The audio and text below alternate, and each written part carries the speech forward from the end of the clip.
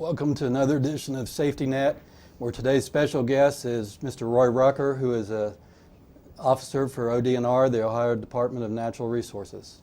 Stay tuned.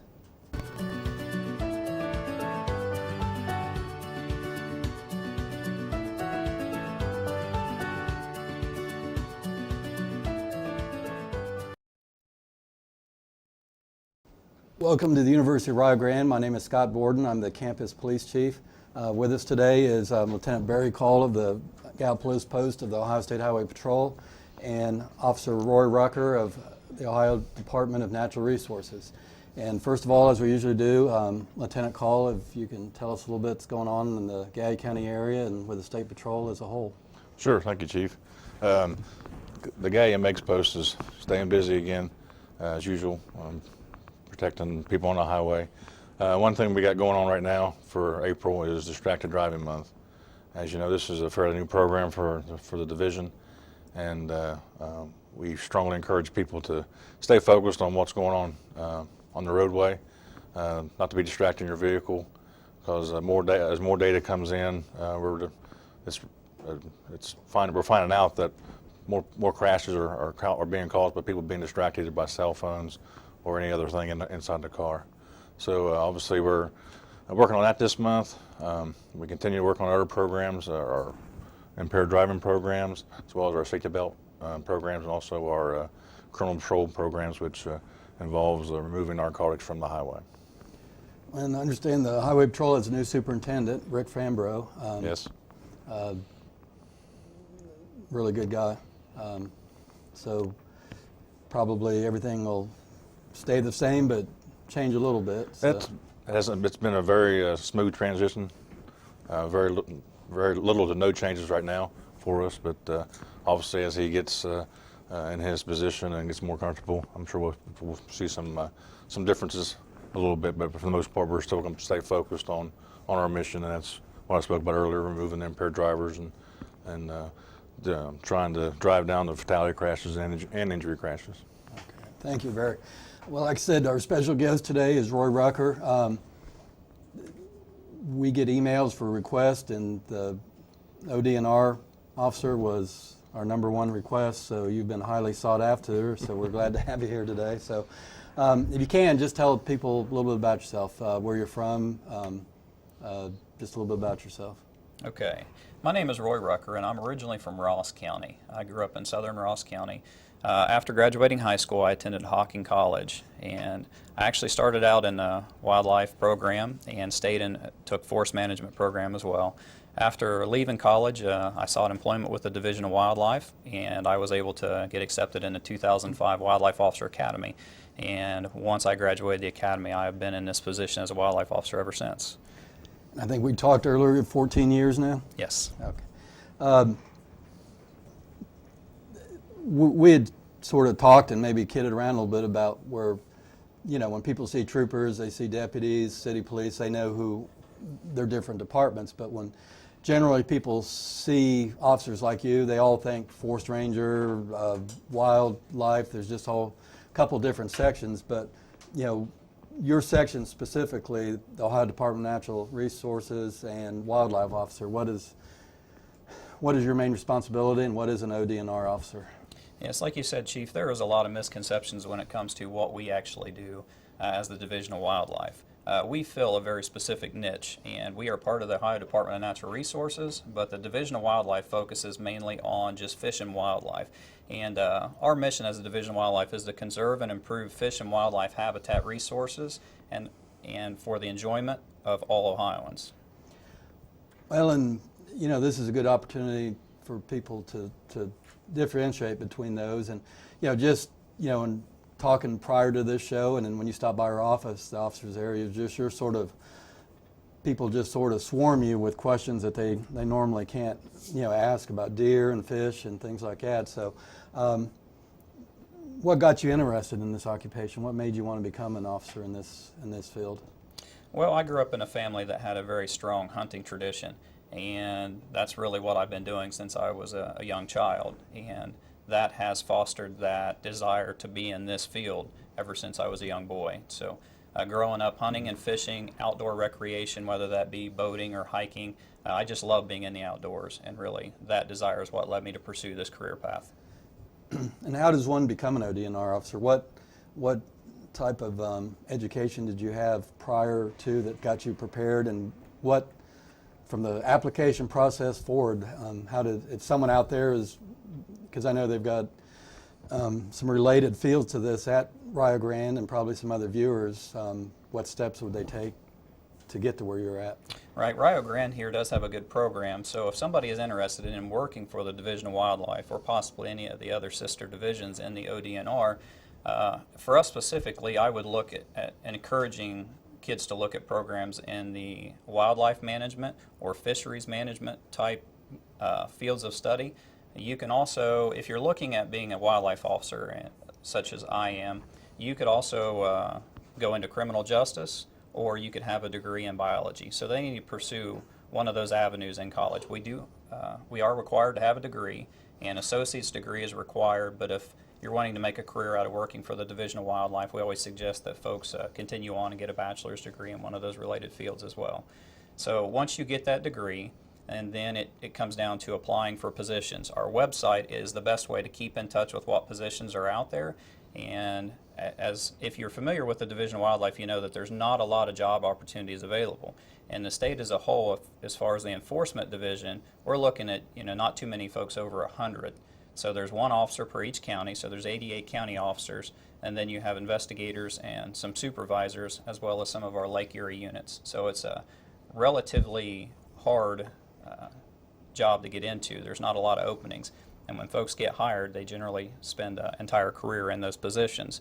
So I would encourage them to stay in tune with the website and apply for other positions within the Division of Wildlife, whether they be seasonal positions or looking at working on a wildlife area or in our district office, and just getting an idea what it is to work for the division, and of course get your foot in the door. That would really be helpful. Okay, once somebody gets hired, like you said, there was a couple of you went to Hocking, and then there's up there in London. The college is in Nelsonville. No, the secondary place where you said most of them go now. Okay, academies are held at London there, London. at Opata. Okay, so if someone goes to Opata in London, what kind of training can they look forward to? What's the process, the time length? Okay, as a wildlife officer, we are a certified peace officer, just like a deputy sheriff or a city police officer. And we would attend an initial academy, such as an academy at Opata, where that generally lasts about 3 months. After you graduate that Opata Academy, then we would put you through our specific law enforcement training to be a wildlife officer. And our training is a little bit different. We work alone in the field. A lot of times we're in remote areas, and our enforcement most of the time is proactive instead of reactive like a lot of law enforcement agencies are. So we specialize in what we do in reference to fish and wildlife enforcement. So that time is spent with our officers and our training officers to get a new officer up to speed on what it is we do.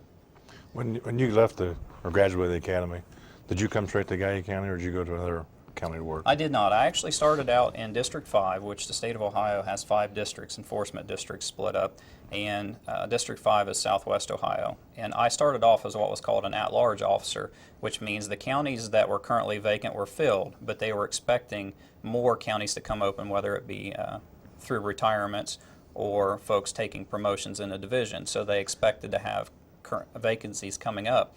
So I was there for roughly about 6 months. My first county assignment was actually Fayette County, and I spent several years in Fayette County, and I always desired to be in Ohio River County. So you have to wait until an officer either retires or moves to another position, and that's when I bid on Gallia County, and I was able to move here to Gallia County in 2010. What's your specific jurisdiction? Where do you patrol? Where do you take enforcement in Gallia County? As a wildlife officer, we enforce our laws on private and public lands. So I can be anywhere in the county. Actually, my work unit stretches all the way from Ross County here to Gallia County and south to Scioto County. So it's not uncommon to see me in other counties, but I am assigned here to Gallia. So I may be patrolling the river, I may be on a private piece of property anywhere in the county. It's just hard to say. It's all based on what type of year it is, what seasons may be in, whether that be hunting season or what type of fishing activities going on. So it can vary from day to day and time of year. You just mentioned private property and the jurisdiction of Gallia County. I mean, you've got state property, you've got public property, you've got private property, county property. How is the breakdown of what your authority is on each of those? Just generally, I mean, can you go on private property? Yes, we can. We can enter private property and for the enforcement of those regulations that we cover under Title 15 in the Ohio Revised Code. So when you look at hunting regulations, and most specifically in this county, deer hunting, when it comes to enforcing those regulations, I can and do enter private property to enforce those rules. We have state patrol here, and then there's sheriff's office, obviously, and we got campus police and city police. What's your legal arrest power as compared to other law enforcement officers? Obviously I know probably that it's basically the same, but is there any differences between like the state troopers and yours? Just generally different, or just more specific? Well, as a whole, our authority is generally the same, but it just depends on what sections we enforce. As a peace officer, I can enforce any part of the Ohio Revised Code as well the administrative code that goes with that. But as a wildlife officer, I specialize in that Title 15 and the enforcement of the hunting and fishing regulations. But I could enforce other rules if need be. I am an officer in the state of Ohio. My jurisdiction is statewide. But some of the statutes we only enforce on state property. But like I said, we do have statewide jurisdiction. I know growing up as a kid, I did a lot of hunting and fishing and trapping myself. One question I want to ask you, I know when I was more engaged hunting as a young person, it seemed like there'd be a lot of illegal deer taken. I'm just curious, is it about the same, or has it increased, or is it not as bad as what it was 8 or 10 years ago? I would say in my experience here in Gallia County is the level has remained roughly the same, and things can change from time to time. Methods that I see with our new check-in system over the last few years, I've seen some of those violations change from one type of violation to another, but it seems to be that it stays about the same level from year to year. Yeah.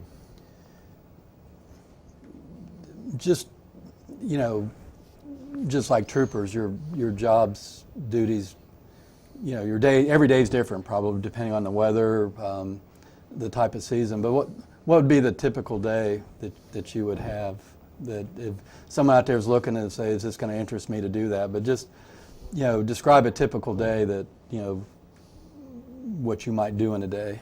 Okay, well, let's start off with this time of year. It's a nice day outside, a nice spring day. So this time of year, it's starting to get warm. Folks are getting the itch to get out there and do something outdoor related. So I'm going to focus more on fishing activities. My day might start with general patrol of state properties and fishing areas. Here in Gallia County, that might be Tycoon Lake, the Ohio River, some of our smaller ponds on some of our state-owned properties. And I'm looking for fishing activity, license compliance with fishing license regulations, and making sure that they are staying within their current bag limits of species of fish, which are regulated so that for the overall health of those species. Throughout the day, if complaints come in, of course, I'm going to respond to those complaints like any officer would and try to handle those situations. Complaints throughout the year range anything from folks hunting without permission on the property, fishing without permission, things of that nature. So I would respond to those complaints and handle those. Some other things that we do that a lot of folks are not aware of is we do respond to nuisance animal situations with wildlife, because if folks have an issue with, let's say a farmer has issue with deer and he needs some kind of avenue to help him with his crop damage, I would be the one that would contact them about that. If somebody happens to find an animal that's injured or orphaned, I'm the contact point for that, and whether that animal needs to be transported to a rehabilitator or just needs to be left alone and given a little bit of time to recover on its own, those situations I deal with pretty frequently. We also enforce any kind of the stream litter and dumping regulations, so I'm always patrolling our water areas and making sure that folks aren't dumping things in the stream or causing something to enter that stream that shouldn't be there. I think we had a family of raccoons out here a couple of years ago. I'm not sure you're the one that came out for that. Yes. Scared some people, kids, when they were running around. You mentioned the word complaint, but that's like a call for service. How would somebody, if they had one of those scenarios you described, what's the avenue to get a hold of you? Traditionally, our phone numbers have been posted in our hunting and fishing regulations, and folks would call me directly. And I still get calls that way, but they can actually call our Columbus Dispatch Center, which is just like a 911 center, and I also get calls forwarded to me from the county 911 center here in Gallia County. So there's several different avenues I can receive those complaints. You mentioned a website, and I see you got a website. Is there Yes. a website that they can go to? Yes, a general website for the Division of Wildlife would be www.wildlife.ohiodnr.gov. So you can go to that website and access everything about the Division of Wildlife. And when it comes to violations, there's a place online that you can report those violations, and there's actually a confidential tip line that most hunters and anglers are aware of. So it's 1-800-POACHER that you can call in tips about somebody that's doing something illegal in reference to game. What would you say the biggest misconception is, other than what I talked about at the beginning, is forced ranger, ODNR, wildlife? What would you, because you deal with this all the time, because every place you go, this is like today, you've been hit with it like 15 times. We didn't know you did this. We know you did this. But what do you feel like the biggest misconception that the public has about your position? I think the two things that I get the most questions about that people aren't sure about is what you said, the difference between the sister divisions in Ohio Department of Natural Resources. Most folks, if they're not hunters or anglers, their only contact with an officer like myself would be in a state park. And although our job duties sometimes do overlap, that is a sister division, and the park officers, they spend most of their time on those state properties and taking care of those specific park areas. So that's one of the misconceptions. Folks aren't aware that there are different divisions and that we do fill different niches. The other thing is I get a lot of phone calls about domestic dogs, and people think when they talk about wildlife, they think just naturally, well, the game warden deals with wildlife and this dog is out wild running around. I need to call him about this situation, which in that situation, I'm not the one that would be handling that. There's actually a dog warden here in Gallia County who deals with those specific situations. You mentioned a lot of complaints about hunting without permission. Yes. I'm sure a lot of our viewers aren't for sure what exactly you have to have to hunt on somebody else's property. By law here in the state of Ohio, you have to have the landowner's written permission in order to hunt or fish or trap upon their property. So that does not have to be in any specific form as long as it is written permission. So that's what's required. So folks need to go and talk to that landowner ahead of time, and I always suggest folks going every year, because a lot of times folks will get permission and they think that they have permission for the rest of their life, which yeah.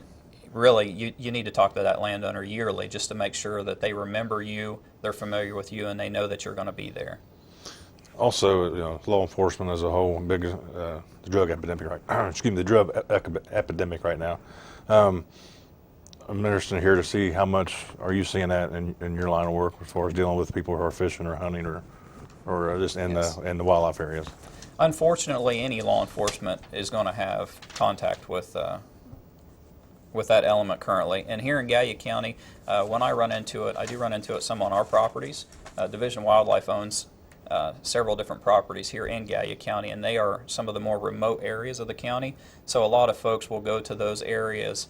They feel like they're more secluded, safer, and they're not going to get caught, whether that be using or dealing. So I do run into that from time to time.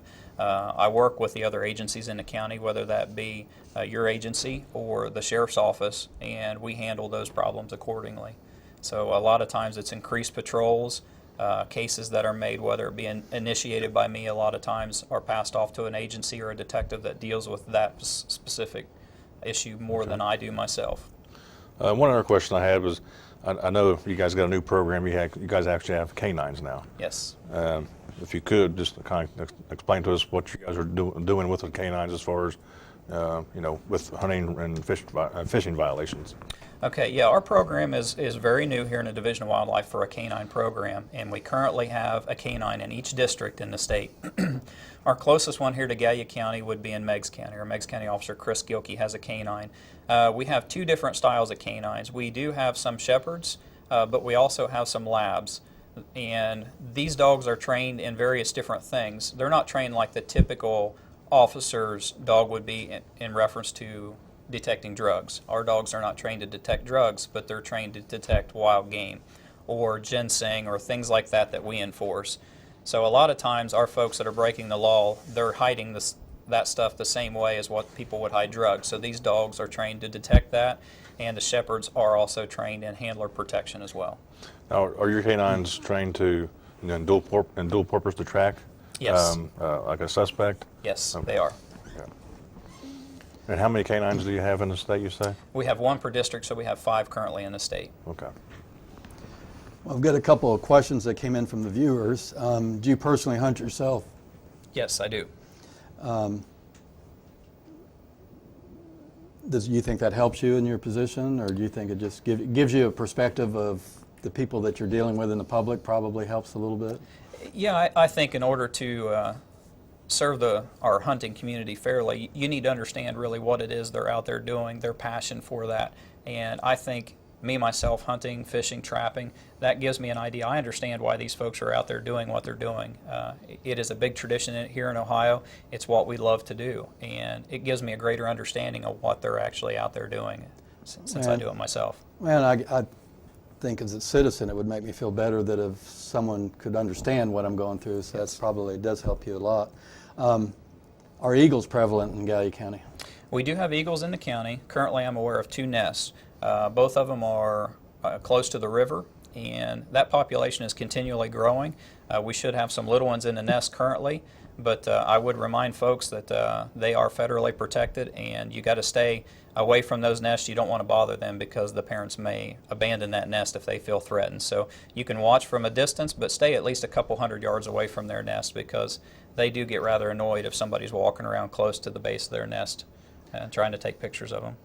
And one of the comments that were made, one of the questions earlier before you got here today was, they said bald eagles and ospreys seem to be becoming bigger in numbers. Is that due to the water, bodies of water getting better or worse, or does that affect it?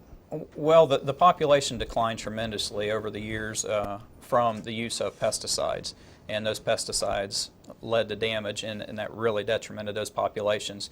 Due to the change in pesticides and things are more heavily regulated, things have cleaned up in our waterways, which that got to those birds through the fish.